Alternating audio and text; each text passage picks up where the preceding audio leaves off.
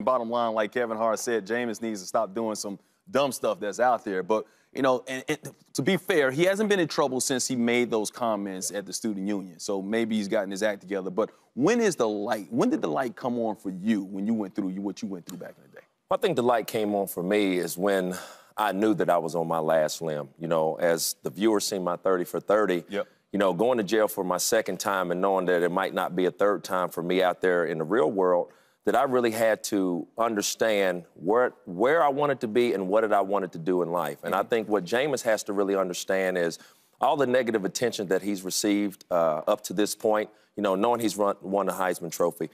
A lot of people cannot handle fame when it's thrown on their shoulders overnight. So quickly. Very quickly. And what Jameis has to understand, or the people in his camp has to understand, is where he's going after Florida State because he's still a young man. Right. You know, and you have the people from the National Football League. You know, he could go on the baseball field too. So there's a lot of professional people really looking at him and seeing if he could come and lead a professional team. And so, you know, like I say, the know people. He needs to know people in his camp. But how do you do that? How does he recognize that? Because, you know, when you're so young and you've been told that you can do no wrong and you're a superstar athlete and you've basically been enabled somewhat at the school that you're with all the information that's coming out with the Tallahassee Police Department and all that stuff from the reports that are out there, how do you know who's right in your life for you at that young age? Well, you really don't know, because the one thing you just talked about is the youth. You know, you don't know. Sometimes people get in your life for the wrong reasons.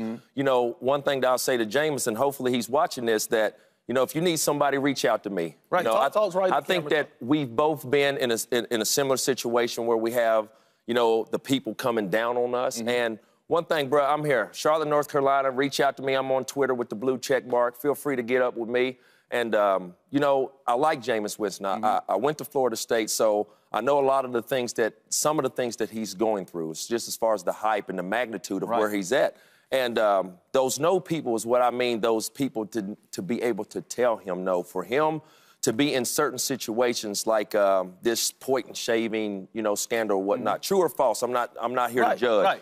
What I'm just saying is being able to put himself in a better light, putting himself in better situations. You've been there. I've been there. Everything he's gone through, and there. to a more serious degree than he's been. Yes. And I think sometimes you need to have somebody in your life that can reach you, that have been in these situations that you've gone through, somebody that you can relate to. Correct. Because guys like Bo Jackson reached out to him, and Bo said he's basically done trying to reach out to him, even though they're from the same city. I'm from Bessemer, Alabama, and I know a couple of people that's tried to reach out to him, and he hasn't said anything. So sometimes they need superstar athletes like yourself who have done things, who've turned their lives around and become model citizens, and he still has the opportunity to do that. He can understand him a little better, Mike. Absolutely. You're right.